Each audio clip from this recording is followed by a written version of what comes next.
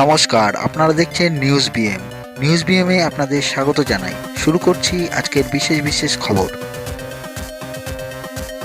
আগামী মার্চ মাসের ৩ তারিখ থেকে উচ্চ মাধ্যমিক পরীক্ষা শুরু হচ্ছে। উচ্চ মাধ্যমিক পরীক্ষা শেষ হবে ১৮ই মার্চ। আর সেই উচ্চ মাধ্যমিক পরীক্ষা উপলক্ষে শনিবার বেলা ৫টা নাগাদ গাজল হাজী নাকু মোহাম্মদ হাই স্কুলে মিটিং অনুষ্ঠিত হয়। এই মিটিংয়ে উপস্থিত ছিলেন গাজল সার্কেলের এসআই প্রশান্ত রায়, গাজল হাই স্কুলের প্রধান শিক্ষক ননীগোপাল বর্মন, সহকারী প্রধান শিক্ষক জীবনকৃষ্ণ দেবনাথ সহ একাধিক শিক্ষক ও অন্যান্যরা উপস্থিত ছিলেন।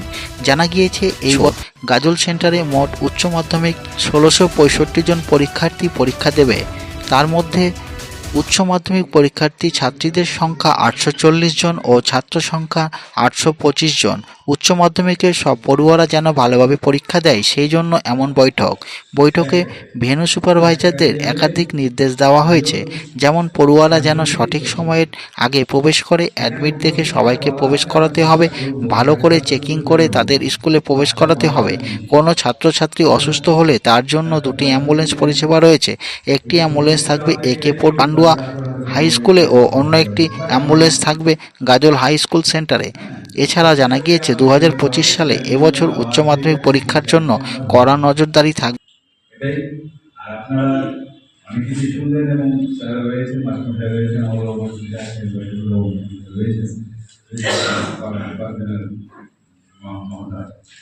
তাদের কাছ থেকে আমরা পরীক্ষা কিভাবে সবাই আমরা আমার মনে হয় থাকবে না। আর মোবাইল ফোনের ব্যাপারে আসি, মোবাইল বা ইলেকট্রনিক ডিভাইস যেটার মধ্য দিয়ে আমরা কেন সবাই আর কি বিড়ম্বনায় আছি এবং যেটা বিতর্ক তৈরি করতে পারে।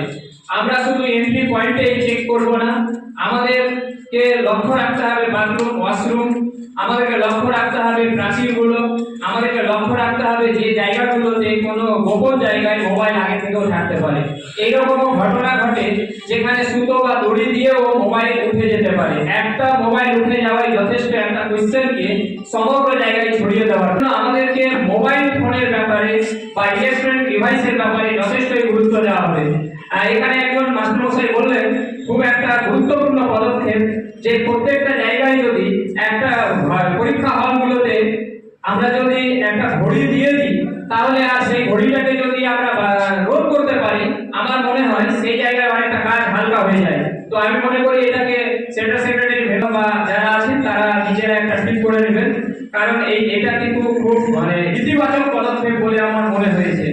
আর যেটা হচ্ছে আমার বন্ধু যে মোবাইল জুতোর মধ্যে দিয়েও প্রবেশ করছে, এটাকে একটা সাম্যতা আনতে হবে যেখানে আমরা একই সঙ্গে একই রকম ধারাবাহিকভাবে সমস্ত ভেন্যু কিন্তু পরীক্ষা পরিচালনা করব, যাতে একটা জায়গায় একরকম হচ্ছে আর একটা জায়গায় আরেকরকম, এটা যেন না হয়। ইনভেস্টিগেশন টিমের ক্ষেত্রে আরেকটা বলার আছে যে অনেক সময় আমরা দেখেছি যে বলার জন্য কিছু শিক্ষক কিন্তু তৎপর থাকে। আমি হয়তো দেখা গেল ইতিহাসের শিক্ষক, আমি লাইফ সায়েন্সের একটা কোয়েশ্চেনকে ভুল হোক ঠিক হোক বলে দিচ্ছি, তাতে ছাত্রছাত্রীর মধ্যে উত্তেজনা, ভয় হাল্লা এইসব বাড়ে। আমরা এই জায়গাগুলোকেও একটু নিয়ন্ত্রণে রাখবো। করিডোরে ঘোরার ক্ষেত্রে আমরা একটু নিজেকে নিয়ন্ত্রণ করব, যাতে আমি আমার পক্ষে সেই সময়টা যেন আমি ছাত্রছাত্রীর সাথে এবং আমাদের কাউন্সিলের সাথে বরাদ্দ হয়েছে সেটা যেন দিতে পারি। এই জিনিসগুলো যারা নন ভেন্যু রয়েছে তাদেরকে গিয়ে একটু ওরিয়েন্টেশন ক্যাম্পের মতো করে দিলে ভালো হয়। আমার যেটা মনে হয়েছে যে এবার ধরেন আপার প্রাইমারি। এবার ইংলিশ বাজার পৌরসভার চেয়ারম্যান তথা রাজ্য তৃণমূল কংগ্রেসের সহসভাপতি কৃষ্ণেন্দ্র নারায়ণ চৌধুরী ও তার পরিবারকে খুনের হুমকি, লিখিত অভিযোগ দায়ের ইংলিশ বাজার থানায়। ঘটনার জেরে বাড়ানো হলো নিরাপত্তা। ইংলিশ বাজার পৌরসভায় তিনি 5বারের পুরপ্রধান ও 3বারের বিধায়ক ছিলেন। বর্তমানে তিনি পুরপ্রধান রয়েছেন। জানা যায় গত বুধবার সন্ধ্যা 6:51 নাগাদ মেসেজে যখন বলেছিল বিপুল অঙ্কের টাকা চেয়ে প্রাণনাশের হুমকি দেওয়া হয়, সেই মেসেজটি পুরপ্রধান নজর দেননি। অবশেষে আজ সকাল 10:34 নাগাদ ফোন কল করে এবং টেরাস দাউদের ডি কোম্পানির পরিচয় দিয়ে বিপুল অঙ্কের 20 প্যাকেট টাকা চাওয়া হয়। না দিলে তাকে ও তার পরিবারকে প্রাণনাশের হুমকি দেওয়া হয়। ঘটনায় তীব্র চাঞ্চল্য রাজনৈতিক মহলে। এই ঘটনায় পুরপ্রধান কৃষ্ণেন্দ্র নারায়ণ চৌধুরী ইংরেজবাজার থানায় লিখিত অভিযোগ করেন। ঘটনায় জেলা পুলিশ তরফ থেকে তার বাড়ির সামনে পুলিশি নিরাপত্তা দেওয়া হয়। এছাড়াও তার কাছে আরও 3 জন নিরাপত্তা রক্ষী বাড়িয়ে মোট 6 জন নিরাপত্তা ও দেহরক্ষী দেওয়া হয়। বর্তমানে আতঙ্কিত রয়েছেন তিনি, তার ও পরিবার। তবে এই ঘটনার পরিপ্রেক্ষিতে মালদা জেলা পুলিশ একজনকে গ্রেপ্তার করে এবং 4 জনকে আটক করে, এমনটাই পুলিশ সূত্রে জানা গিয়েছে। हेलो এই হুমকির ঘটনায় শাহজাদ শেখ নামে একজনকে গ্রেপ্তার করা হয়েছে।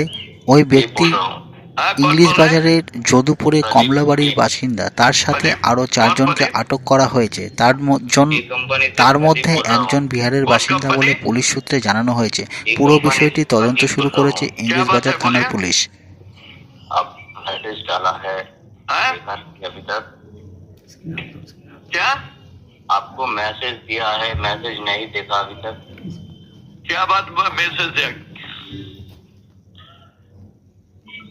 हेलो हाँ, मुद्दा बात बोल रहा हूँ आपको। हाँ बोलिए, आपको क्या हुआ? डीएसपी भेजना पड़ेगा। किसको भेजना पड़ेगा? आपको? हाँ क्यों? नहीं तो तुम और तुम्हारा फैमिली। हाँ हेलो हेलो हाँ हाँ सोच लेना क्या होगा। ठीक है। कहाँ से बोल रहे हैं? रेडी रहना। हाँ रेडी रहना। ठीक है ठीक है। कहाँ भेजना होगा बोलिए। ठीक है अच्छा। हेलो हाँ बोलिए ना। कल सुबह रेडी रहना। आप आगे आइए ना, आइए बात कीजिए। ठीक है ठीक है।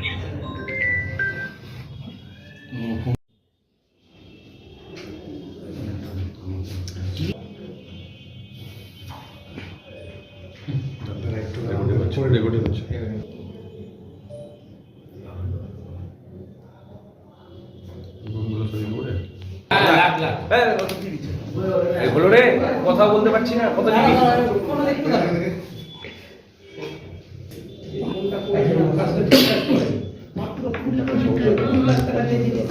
ভাই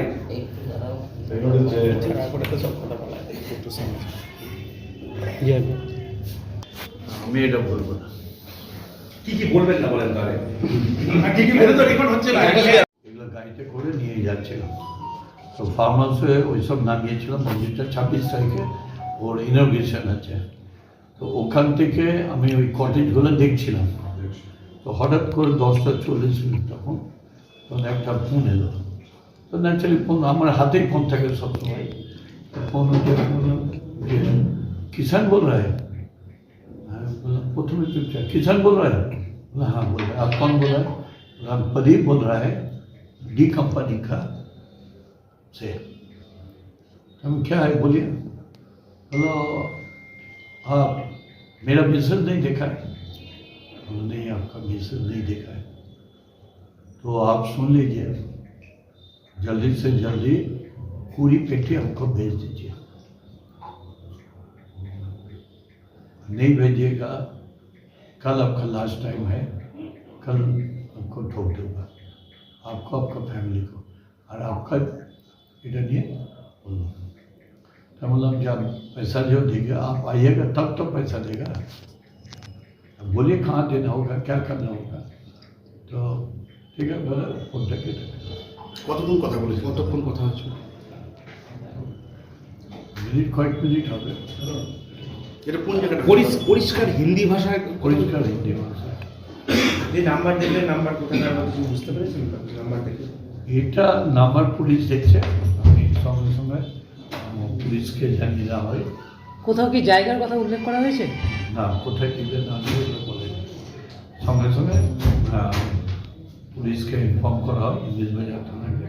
ইংলিশ বাজার থানা তারপরে ইনকোয়ারি করতে লাগলো। এই অবস্থা। কোনো মেসেজ কি পাঠিয়েছিল? হ্যাঁ মেসেজ পাঠিয়েছে। 20 পেটি বলতে দাদা 20 লাখ টাকার কথা বলেছে। 20 লাখ কি 20 কোটি এখন বুঝবো।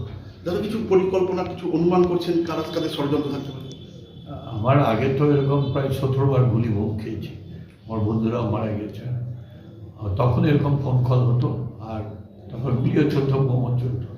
কলকাতায় অ্যাটাক হয়েছি, রাস্তাতে অ্যাটাক হয়েছি, এখানে আমার মন্দিরের পাশে বোম মেরেছিল, আমার বন্ধু মরে গেল। গাড়ি নিয়ে আসছি জেলখানার ওখান থেকে, ওই জজের বাড়ির পিছনে ওখানে গুলি চালিয়ে দিয়েছিল, বোম চালিয়ে দিয়েছিল, এরকম প্রচুর হয়েছিল ঘটনা। মাঝে বন্ধ ছিল এগুলো। দাদা মেসেজে কি লিখে পাঠিয়েছিল, মেসেজটা কি দেখা হয়েছে? মেসেজগুলো সব পুলিশকে দিয়ে দেওয়া হয়েছে। কতগুলো মেসেজ করেছিল এবং মেসেজের কি ভাষা ছিল, কি কি বলা হয়েছে? ওই যা বললাম ওই টাইপের। এটা কি আপনার কতগুলো মেসেজ? হোয়াটসঅ্যাপের না মেসেজ? থামো না, একটা হোয়াটসঅ্যাপে মেসেজ এসে ওরা পাঠিয়েছে, বেশ কয়েকটা মেসেজ। কখন পাঠায় এই মেসেজগুলো? সকালে? এটা কালকে পাঠিয়েছে, কালকে কালই পরশু নাই। হিন্দি আমি ভাষা? মেসেজটা দেখিনি। হিন্দি ভাষাতে মেসেজ? হিন্দি ভাষা। দাদা বাংলা মেসেজটা কি ভাষায় ছিল? ইংরেজিতে মনে ছিল, ইংরেজি মানে ইংরেজি তর্জমা। আচ্ছা, ইংরেজি হরফ? আমি পড়িনি, দেখিনি। ওটা ডিপ ছিল, ডিপি করছিল। মেসেজটা কবে বলছি দাদা, আমি না এত উত্তর দিতে পারবো না। দাদা দুলাল সরকারকে খুন করা হয়েছে, আপনি জানেন যে কি আছে? এটা পুলিশ দেখছে, পুলিশ টোটালি দেখছে। তারা হাই লেভেলে ম্যাটারটা পৌঁছেছে, তারা সব কিছু অনুসন্ধান করছে। কতটা আতঙ্কিত আপনি এই ঘটনা? आतंकित ना बोलছে आपको नहीं मिलेगा तो आपको फैमिली को मार देगा। থামো না, এই ঘটনার পর কতটা আতঙ্ক কাজ আমি আতঙ্কিত নই, আমি তো অনেকবার বোম গুলি খেয়েছি।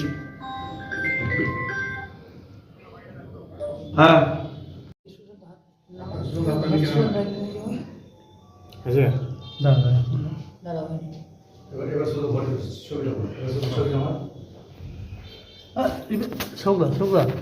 চা দিতে বললেন, চিনি ছাড়া? চা নিয়ে আসো না চিনি ছাড়া সবাই। ব্ল্যাক হয়ে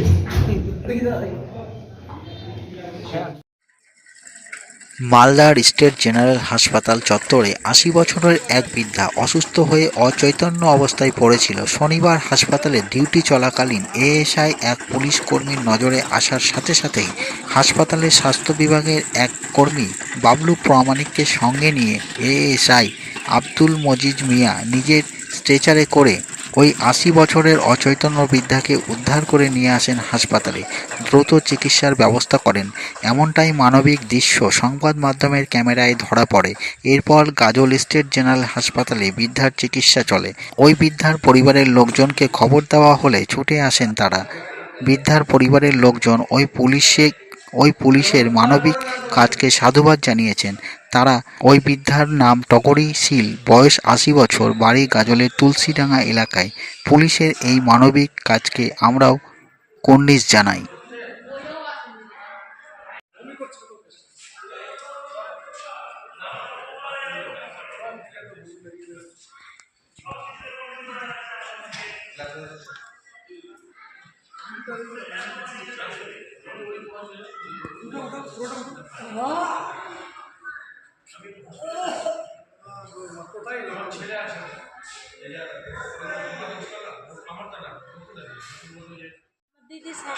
দিদির শাশুড়ি।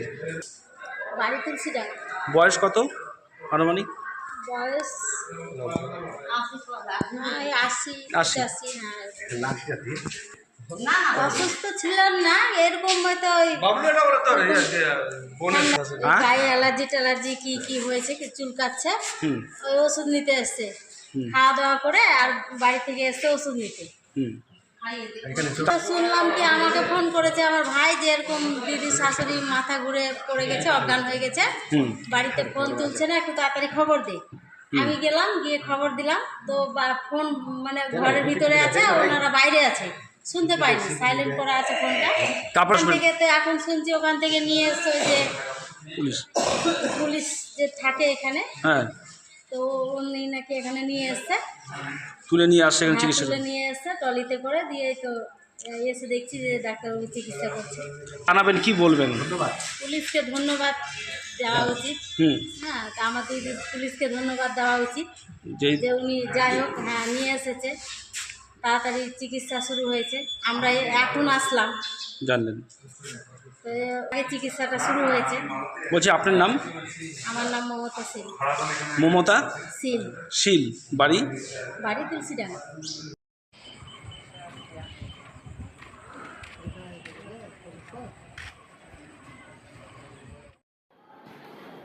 পশ্চিমবঙ্গ সরকারের শিক্ষা দপ্তরের আনন্দ পরিসর প্রকল্পের সার্থক রূপায়ণে গাজল HNMI স্কুলের উদ্যোগে বিদ্যালয়ের ছাত্রদের মধ্যে ব্যাডমিন্টন প্রতিযোগিতা অনুষ্ঠিত হয়। শনিবার সেই ফাইনাল খেলা চলে। ফাইনাল খেলায় 5টি দল অংশগ্রহণ করেছে। সেমিফাইনাল খেলায় এই বিদ্যালয়ের প্রায় 400 অধিক টিম অংশগ্রহণ করেছিল। তার মধ্যে বাছাই করে 5টি দল ফাইনাল খেলায় অংশগ্রহণ করেন। উপস্থিত ছিলেন মালদা জেলা মাধ্যমিক শাখা সহকারী বিদ্যালয় পরিদর্শক জয়ন্ত সরকার, গাজল পঞ্চায়েত সমিতির কর্মাধ্যক্ষ সুমন দা, বিদ্যালয়ের প্রধান শিক্ষক ননীগোপাল বর্মন, সহকারী প্রধান শিক্ষক জীবনকৃষ্ণ দেবনাথ সহ অন্যান্যরা। জানা গিয়েছে ওই স্কুলে এমন উদ্যোগ খুব ভালো। স্কুলের পড়ুয়াদের খেলামুখী করতে এমন খেলার প্রয়োজন, তাই আয়োজন করা হয়েছিল এই খেলার। ওই স্কুলের পড়ুয়া খেলোয়াড়দের মধ্যে ব্যাপক উৎসাহ ও উদ্দীপনা লক্ষ্য করা গিয়েছে এদিনের খেলার অনুষ্ঠানে।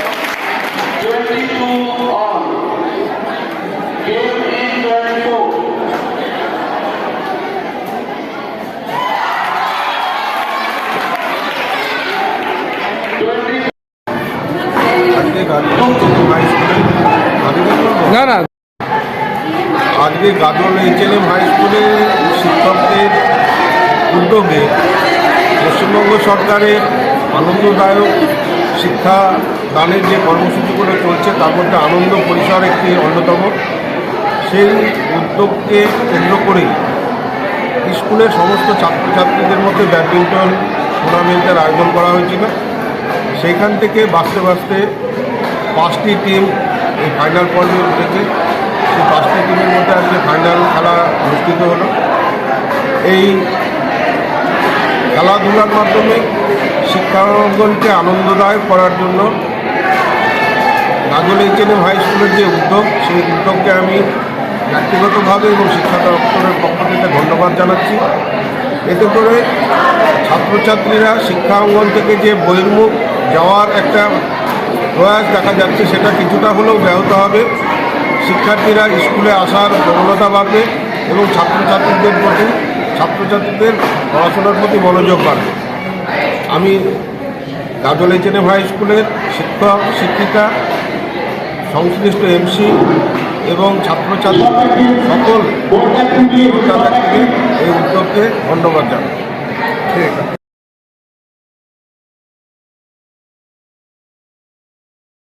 আপনি যদি চ্যানেলে নতুন হয়ে থাকেন তাহলে আমাদের খবরের আপডেট পেতে লাইক করুন, কমেন্ট করুন, খবরে থেকে মতামত দিন। আর যদি আমাদের সংবাদ আপনার ভালো লাগে তাহলে সাবস্ক্রাইব করে বেল বাটনে ক্লিক করুন খবরের আপডেট সবার আগে পেয়ে যেতে।